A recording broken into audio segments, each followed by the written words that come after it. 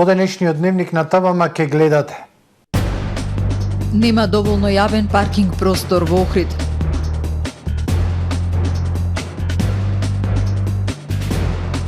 Владата ги лимитира цените на 11 земјоделски производи.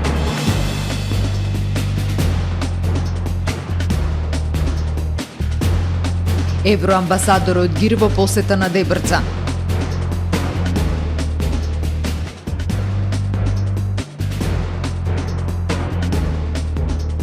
Се фреско живописува манастирот Свети Јован Владимир во Подгорци.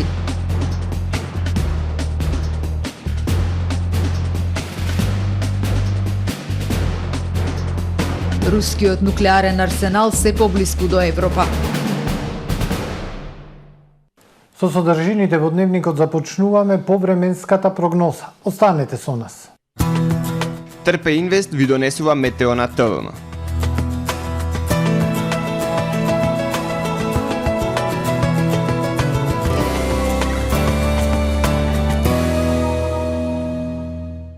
Во Охрид денес облачно време со пообилни врнежи од дожд, ветровито и студено со измерени максимални само 8 степени Целзиусови. Во вечерните часови и во текот на ноќта кон вторник врнежите од дожд ќе продолжат над 1000 метри надморска висина, можни и врнежи од снег. Во вторник над северна, централна, западна и југозападна Европа стабилно време со сончеви периоди од студено. Во југоисточните делови дожд и снег, а на крајниот исток од Европа ќе имаме врнежи од снег. Утре во северните предели на Балканскиот полуостров времето претежно сончево со локална облачност, но студено. Во централните, јужните и источните делови од Балканот нестабилно со врнежи од дожд и снег. Максималните дневни температури на полуостровот од 2 до 14 степени Целзиусови. Во текот на ноќта понеделник кон вторник, како и во вторник во утринските и раните предпладневни часови, врнежите од дожд во Македонија ќе бидат со послаб интензитет и ќе продолжат. Локално и над 700 до 800 метри надморска висина ќе имаме и слаби врнежи од снег. Минималните температури од -4 до +6 се очекуваат да бидат кон крајот на дневот, а дневните температури ќе достигнат 3, односно 12 степени во Македонија. Во Охрид во вторник времето облачно со слаби врнежи од дожд, ветровито и постудено. Вечерта услови за слаби врнежи од дожд и снег и засилен североисточен ветер. Минималната 2, дневната 6 степени. Во среда, четврток и петок студени утра со утрински температури од 1, -1, -3 степени. Во текот на денот времето ќе биде умерено облачно со сончеви периоди. Дневната температура 7, односно 9 до 12 степени Целзиусови.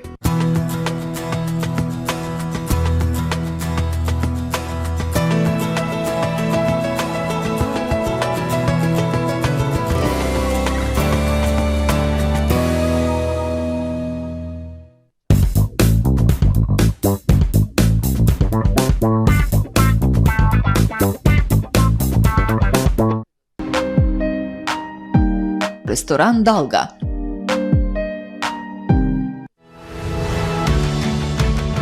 Во време на енергетска криза си помагаме едни на други. Со 80 милиони евра неповратна помош од ЕУ, помагаме да се изнајдат најдобрите решенија за сите. Директна помош за намалување на сметките за електрична енергија за домакинствата и ранливите категории граѓани. Спроведување решенија за поголема енергетска ефикасност и намалување на енергетската зависност. Инвестирање во одржливи и обновливи извори на енергија и забрзување на енергетската транзиција кон зелени решенија.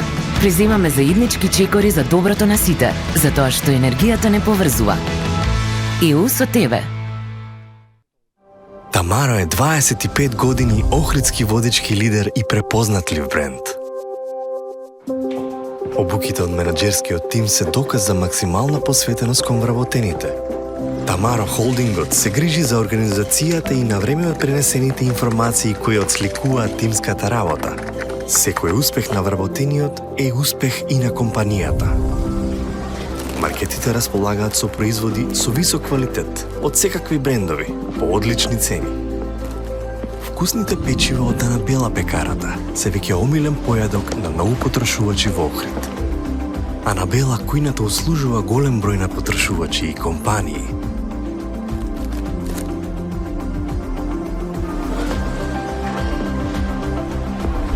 Рибарата е секогаш снабдена со најразлични видови на риба и морски плодови. А месарниците располагаат со свежо месо и месни производи во секое време. Уживајте во својот охридски домаќин. Тамаро, повеќе од маркет.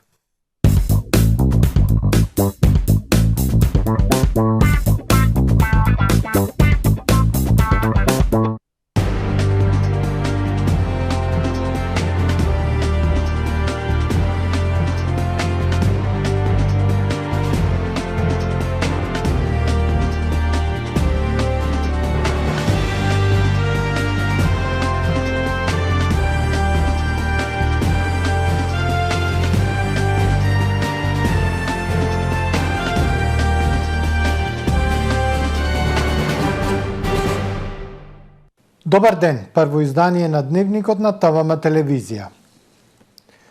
Изградбата на катна гаража е најдобро решение на проблемот со недостиг на паркинг места во Охрид, особено за време на летната сезона кога има двојно или тројно повеќе возила во градот. Големиот број сместувачки капацитети и адаптирани станови кои се издаваат за време на сезоната дополнително го усложнуваат проблемот. На само 2 месеци пред стартот на летната сезона, по се изгледа во Охрид повторно ќе се бара паркинг место повеќе. Моментално градот располага со 600 слободни паркинг места, додека во летниот период има 900 слободни паркинг места, но само доколку се смета дека во летните месеци како паркинг се издава просторот кај поранешниот полигон за мали спортови, објаснува Теодор Андоновски, веде директорот на јавното претпријатие Билјанини извори. Но во шпицот на сезоната несомнено треба повеќе. Едно од можните решенија на овој проблем би била изградбата на катна гаража. Да, катна гаража би го решил овој проблем, меѓутоа тоа важи само за периоди кога во Охрид се е шпиц на сезона, кој имаме зголемена потреба од паркинг места. Сега дали таа катна гаража би била исплатлива или не, тоа дополнително треба да се утврди. Според мене не е исплатлива, меѓутоа Охрид има потреба од катна гаража. Вообичаено најтешко во Охрид паркинг простор се наоѓа за време на празниците и во летната сезона, кога има двојно или тројно повеќе возила во градов. Гужви се создаваат во централното градско подрачје и стариот дел на градот, каде поголемиот дел од своите станови и куќи ги имаат адаптирано граѓаните како апартмани и ги издаваат, со што проблемот дополнително се усложнува. Па едно 500 паркинг места плюс сигурно. Сите знаете, во Охрид на лето не може да се најде паркинг место. Е проблем, голем проблем е, пошто ево конкретно зградите што гравитираат во централното градско подрачје, сите се апартмани направени и сите тие апартмани се издаваат во летниот период и имаат потреба од паркинг места.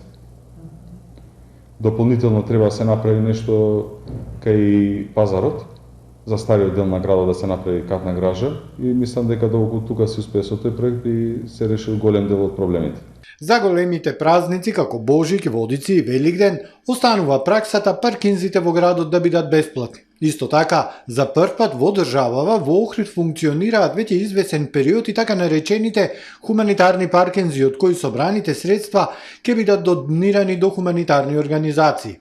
Само за 5,5 месеци се собрани 62.000 денари кои потоа ќе бидат доделени на некои од хуманитарните здруженија, објаснува директорот Андоновски. Владата ги лимитира цените на 11 производи, зеленчук и овошје, кои ќе почнат да се применуваат од задутре и ќе важат се до крајот на април. Владината одлука се однесува и за маркетите и за зелените пазари. Владата ги утврди највисоките продажни цени за 11 земјоделски производи, зеленчук и овошје. Од среда па до крајот на април свежите домати нема да може да се продаваат по цена повисока од 70 денари за килограм. Свежите краставици ќе може да се продаваат најмногу за 70 денари за килограм. Цената на кромидот е лимитирана на 60 денари, карфиолот најмногу на 70 денари, зелените пиперки 90 денари, гравот 75 денари, леќата не повеќе од 110 денари, бананите 70 денари, портокалите 55, мандарините 60 денари, а лимоните нема да може да се продаваат поскапо од 55 денари за килограм. Лимитираните цени денес на пресконференција ги објави министерот за економија Крешник Бектеши и посочи дека овие цени важат за сите, како за маркетите, така и за зелените пазари. Во соработка со Министерството за земјоделство, Царинската управа, сме направиле целосна анализа, посебно за овие производи, секако дека и за другите производи, но во овие производи е наведено дека има големи маржи кои за жал достигнувале во тек на март и до 200 па до 250%. Сме разговарале и во делот на намалување на царините и сакам само да ви го презентирам и другиот слайд. Сите увезни цени се калкулирани со вградена царина. Затоа не стои образложението дека се плаќаат царини од 30-40%, па затоа и цените се зголемени и се продаваат по таа маржа, освен не е калкулирана ДДВ-то од 5%. Со новите замрзнати цени, производителите и трговците нема да имаат загуби, посочи министерот и ги повика сите трговци на овошје и зеленчук целосно да ја почитуваат одлуката. Очекуваме дека кон крајот на април, почетокот на мај, откако ќе почнат да се пласираат нашите домашни производи на овошје и на зеленчук, дополнително ќе имаме зголемување на конкуренцијата, која ќе влијае во намалување на цените. Владата, Министерството за економија, секако дека и другите институции будно ја следат ситуацијата и сме повеќе од убедени дека во месец април ќе имаме една од најголемите намалување на цените генерално во државата, а посебно на храната и на енергенсите. Владата веќе ја замрзна цената на дел од производите за хигиена на тестенините, млечните производи и на белиот и полубелиот хлеб до 450 грама. Од почетокот на донесување на владините одлуки за замрзнување на цени на одредени производи до денеска, спроведени се над 1800 инспекциски надзори од Државниот пазарен инспекторат и одлуките генерално се почитуваат, вели веде директорот на инспекторатот Горан Трајковски. Изречени се и казни кои вкупно надминаа 2,5 милиони денари. Во зависност од големината на правниот субјект, казните за непочитување на владините одлуки се движат од 800 до 10.000 евра. Евроамбасадорот Девид Гир денес ја посети општина Дебрца. Тој кажа дека селата како непресушни извори на квалитетна храна и природно и културно наследство се арбетот на нашата земја. Како општина со ограничени ресурси, проектите кои се реализираат со европски пари се од животно значење за граѓаните на Дебрца, изјави градоначалникот на Дебрца Зоран Ногачевски. Како општина со ограничени ресурси, проектите кои се реализираат со европски пари во Дебрца се од животно значење за граѓаните на општината, потенцира градоначалникот Зоран Ногачевски, кој денес беше домаќин на евроамбасадорот Девид Гир. Селата се арбетот на оваа земја. Тие се непресушен извор на здрава, квалитетна храна и природно и културно богатство и токму поради тоа истите мора да се подржуваат и охрабруваат, изјави денес евроамбасадорот. And as you know, the European Union therefore has been Поради таа причина Европската Унија во овој контекст цело време е активна се со цел да даде поддршка на развој, креирање на можности за развој и промоција на самиот туризам, исто така за промоција на земјоделството преку различни ИПА фондови и исто така преку развој на самиот социјален живот во општина Дебрца. Со средства од европските фондови се реализирани голем број успешни проектни приказни, како пример проектот во рамки на прекограничната соработка со Грција, каде беше таргетирано Белчишкото блато и во рамките на истиот беше реконструирана старата касарна во селото Белчишта, која денес е адаптирана и истата ќе биде искористена како изложбен центар на Белчишкото блато, кажа градоначалникот Зоран Ногачевски. Тој напомена дека со средства од Европската Унија се реализираше и проектот Нови можности за безбеден зимски авантуристички туризам, проект кој во изминатите 3 години го реализираше Црвениот крст од Охрид во партнерство со општините Дебрца и Грамш од Албанија и Алпинистичкиот клуб Патагонија од Охрид, а беше финансиран од Европската Унија, програмата за прекогранична соработка Македонија, Албанија и Министерството за локална самоуправа.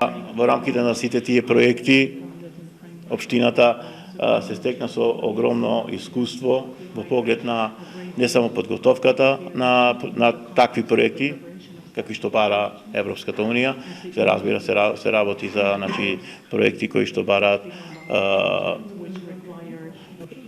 поголема, да речам, издржливост и на крајот одржливост на сите тие проекти, и дека стекам искуства и во самиот процес на имплементација на проектите и го запознав и го информирав дека веќе општина Дебрца, за разлика од 3-4 години денеска е веќе спремна и има проектни предлози, проектни идеи за идни проекти на кои би аплицирале со користење на средства и од предпристапните фондови на Европската унија и другите меѓународни донатори.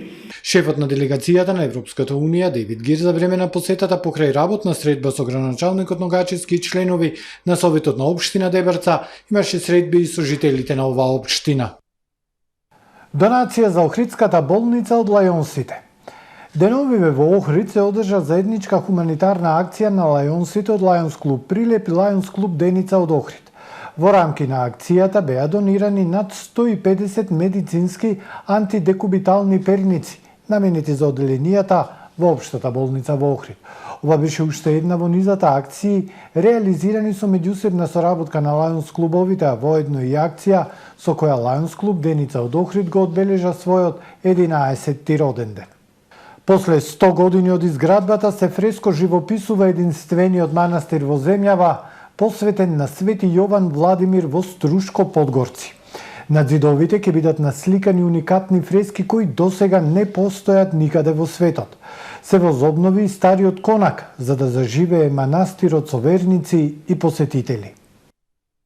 После еден век од изградбата, се фреско живописува манастирот Свет Јован Владимир во Подгорци. Тоа е единствениот храм во земјава посветен на овој значаен светител, издигнат во дабовата шума на источната падина на Јабланица на 910 метри надморска височина на 15 на километри од Струга. На зидовите ќе бидат насликани уникатни фрески, кои досега не постојат никаде во светот. Освен фреските кои се од житието на Исус Христос и Богородица, ќе се стави целокупното житие на Свети Јован Владимир во единствената црква, единственото житие во Македонија. Во 2021 година манастирот целосно беше ограден со монументална камена градба со донација од семејството на популарниот пејач на народни песни Секула Попиновски, кој потекнува од селото Подгорци. Значи целта е да се изработи фреско живописот, бидејќи досега не постоеше фреско живопис. Се возобнови и стариот конак, а направена е и куина за да заживее манастирот со верници и посетители. Овој манастир е важен да речеме и за во МПЦ, во нашата Македонска православна црква Охридска архиепископија, е единствен манастир посветен на Светиот Јован Владимир, кој што по неговото житие знаеме дека бил властелин во Зета во Црна Гора, па потоа со Самиловото, со ширението на Самиловото царство, почитуван во овие краишта, култот негов е многу силен, да кажам. Манастирот Свети Јонче, како што го нарекуваат жителите на Подгорци, бил изграден во дамнешната 1925 година со донации на локалното население. По завршувањето на фреско живописувањето манастирот ќе биде реосветен, а потоа ќе биде отворен и се очекува да биде поатрактивен за верниците и за голем број туристи. Акцијска сообраќајна контрола во Охрид.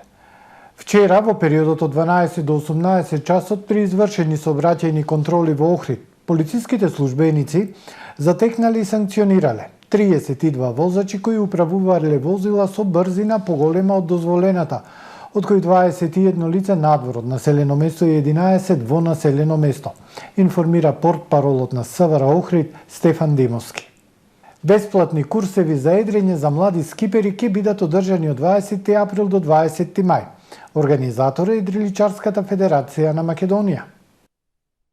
Едриличарската федерација на Македонија во соработка со едриличарските клубови од Охрид, Струга и Скопје и со поддршка од програмата за зголемување на пазарната вработливост ИМЕ на Швајцарската агенција за развој и соработка организира бесплатен курс за едрење за млади скипери. Основна цел е зголемување на бројот на лиценцирани скипери кои ќе можат да реализираат комерцијални тури со едрилици и да остваруваат дополнителни приходи во летниот период преку оваа дејност. Курсевите ќе се организираат во Охрид и Струга под менторство на инструктори лиценцирани од страна на Меѓународната асоциација на школи за едрење. Курсот е согласно програмата на Меѓународната асоциација на школи за едрење, прилагоден за почетници без искуство, но и за помалку искусни едриличари кои сакаат да ги усовршат своите вештини, а се содржи од теоретски и практичен дел. Во теоретскиот дел се учат основни делови на едрилицата и низината опрема, основи на метеорологијата, основни едриличарски принципи и правила за безбедно пловење. Низ практичниот дел се изучуваат основното управување со едрилица, едрење во различни курсеви во однос на ветрот, основни едриличарски јазли, сплувување и пристанување, а сериозен акцент ќе се даде на стандардите за безбедносни процедури, односно безбедност на пловењето, објаснуваат од Едриличарската федерација. Курсот ќе се организира во 7 дена, распоредени во периодот од 20 април до 20 мај, односно распоредот ќе биде флексибилен и во согласно со потребите на сите учесници. После завршување на курсот, секој учесник има обврска на свој трошок да положи испит и да се стекне со сертификат управувач на чамец кој го издава капетанија на пристаништа. Сите заинтересирани лица над 16 години кои гледаат можност за остварување дополнителни приходи во текот на летната туристичка сезона може да најдат повеќе информации и линк до формулар за пријава на порталот tvm.mk. Следуваат вестите од светот. Рускиот амбасадор во Белорусија Борис Гризлов изјави дека руското тактичко нуклеарно оружје ќе биде распоредено во близина на границата на Белорусија со соседите од НАТО. Изјавата на Гризлов дојде откако рускиот председател Владимир Путин неодамна изјави дека планира да распореди тактичко нуклеарно оружје на територијата на сојузничката Белорусија. Путин истакна дека изградбата на магазинот за тактичко нуклеарно оружје во Белорусија ќе заврши на 1 јули и додаде дека Русија помогнала да се модернизираат белоруските воени авиони за да може да носат нуклеарно оружје. Тактичкото нуклеарно оружје има релативно мал дострел и значително помала моќност во споредба со нуклеарните боеви глави вградени во стратешките ракети со долг дострел според медиумите во светот. Јаков Милатовиќ, кандидатот за председател на движењето Европа сега, победи убедливо во вториот круг од председателските избори во Црна Гора. Досегашниот председател Мило Ѓукановиќ, кој извршуваше функцијата 30 години, е поразен со освоени 39,9% од гласовите, а Милатовиќ освоил 60,1%, покажуваат прелиминарните резултати врз основа на 92,5% од обработен примерок, податоци на Центарот за мониторинг и истражување. Црногорските медиуми јавуваат дека веќе се слави победата на Милатовиќ, роден е во Подгорица на 7 декември 86 година. Оженет е со Милена, има 3 деца, ќерки Сара, Ана и синот Давид. По победата во Црна Гора пред граѓаните се обрати новиот председател Јаков Милатовиќ. Вечерва е ноќта што ја чекавме повеќе од 30 години и на сите да ни биде благословена оваа победа. Ова е победа на помирена Црна Гора. Црна Гора вечерва одлучи решително да се збогува со овој застарен режим на Ѓукановиќ и кажа да за европска Црна Гора. Шефот на плотеничката група Вагнер Евгений Пригожин објави дека го кренал руското знаме на зграда на градско собрание на Бахмут, додавајќи дека украинските сили и натаму се концентрирани во западните делови од градот. Од правна гледна точка Бахмут сега е руски, вели Пригожин во ноќно видео. Украина го отфрли видеото како глума и каже дека нејзината армија и натаму го држи Бахмут, за кои борби се водат уште од летоска. Председателот Володомир Зеленски призна дека борбите околу Бахмут остануваат исклучително жешки, но не даде назнаки дека градот паднал во руски раце. При тоа им се заблагодари на бранителите на Бахмут, а според Институтот за проучување војна, украинците и натаму држат добар дел од градот, иако руските сили се обидуваат да ги опколат од истокот и југот. Украинските војни заповедници велат дека против офанзивата не е далеко, нагласувајќи ја важноста градот да се задржи дотогаш. Угледниот украински војнен аналитичар Олег Жданов кажа дека борбите го зафатиле центарот на градот. Силен земјотрес со јачина од 6,5 степени е регистриран на рускиот полуостров Камчатка во 5 часот утрово. МСЦ наведува дека епицентарот бил на длабочина од 100 км и 10 км оддалечен од градот Вилјучинск, каде живеат 25.000 лица. За сега нема извештаи за повредени или материјална штета. Од Министерството за воени состојби посочуваат дека според првичните информации нема жртви и материјална штета. Во Петропавловск, Камчатски, зидовите се тресат, мебелоци ниша, а предметите паѓаат. Некои жители истрчаа од зградите, се пишува на социјалните мрежи. Спасувачите на југот на Камчатка проверуваат дали се оштетени стамбени згради и други објекти, соопшти главната дирекција на Руското министерство за вонредни ситуации за територијата на Камчатка. Ова е се во првиот дневник. Ви благодарам за довербата, пријатно.